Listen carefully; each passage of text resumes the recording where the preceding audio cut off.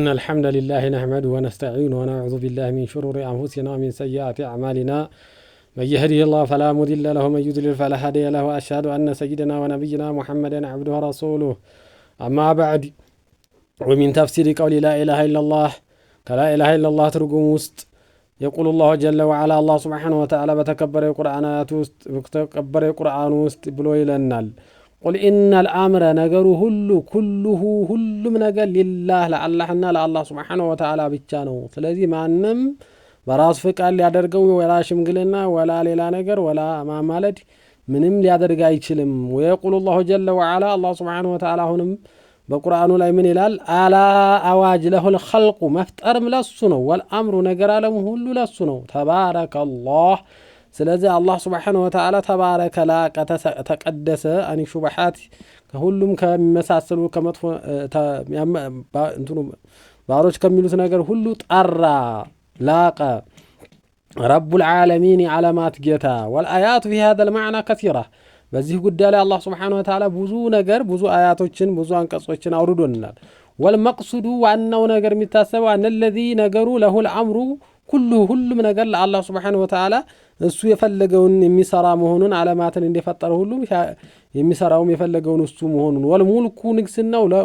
ሁሉ لا يستحقه አይገባም ኩሉ ወልሙልኩ ንግስና ሲባል ኩሉ ለሱ ብቻ መሆኑን لا يستحق غيره شيئا من العبادات ከሱ ውጭ ያሉ ማንም ፍጡራኖች ለነሱ መገዛት የማይገባቸው መሆኑን አላህ Subhanahu Wa Ta'ala ይገልጽልናል ولهذا المعنى لازم ብሎ قال لنبيه صلى الله عليه وسلم نبي محمد صلى الله عليه وسلم ብሎ አላቸው إنك أنت እንኳን ብትሆን لا تهدي من أحببت أنت እኮ የወደድከውን ሰው ልትመራው ቀኑ መንገድ ልትገጥመው አትችልም መግጠም በአላህ ፊት ነው አላህ ነው ሊገጥመው የሚችለው እንጂ አንተ ወደ ቀኑ መንገድ በአንተ ፍቃድ ልታስገባው አትችልም ولكن الله ግን አላህ يهدي ያቀናል መየሻው የፈለገውን የሚያቀናው እሱ ነው እንጂ አንተ ስለወደድከው ልታቀና አትችልም ሰዎች ቀኑ መንገድ ይመራሉ ያመላከታሉ እንጂ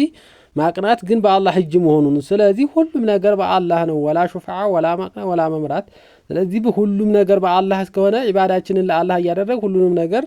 ቀኑ መንገድ እንዲያንለቅም አላህና አላህን ብቻ መለመን እንዲያለብን ነው እንጂ ሌሎች ሽማግሌ ወይ ማስተራቂ ወይ ደግሞ ወደ ቀኑ መንገድ ውስጥ የሚያዘወትሩን ናቸው ብለን ማመን የለብንም ወሆ እሱኮ ዓለሙ አላህ Subhanahu Wa Ta'ala بالمهتدين የሚቀኑትንም የሚመሩትንም ሰዎች የሆነ አዋቂ የሆነ ጌታ ነው فالذي ليس له من الامر شيء ስለዚህ ለነብዩ ለተወዳጁ ነብይ ሙሐመድ ሰለላሁ ዐለይሂ ወሰለም ለኸሊሉሁ እንግዲህ ምንም ነገር ጉዳይ وهو خيرة الله ከአላህ ምርጦች የመጀመሪያው ናቸው እነሱ እሱ የአላህ ነብይ ሙሐመድ ሰለላሁ ዐለይሂ ወሰለም ከምርጦች ሁሉ ምርጥ የመጀመሪያው ናቸው من خلقه ከፍጥረታቱ ما زال يدعو الناس አላህ እነሱን እሱ ከመጣራት አልተወገደም ሰዎችን ይጣራሉ ነብዩ ሰለላሁ ዐለይሂ ወሰለም አዩخلص العباده ነብዩ ስለዚህ ኢባዳን ጥርት እንዲያደርጉ ነው ሰዎችን የሚጣሩት አይወገኑም ሰዎችን ኢባዳ ለአላህ ላይ ጥርት እንዲያደርጉ እንጂ በሌላ ነገር እንዲያቀላቅሉ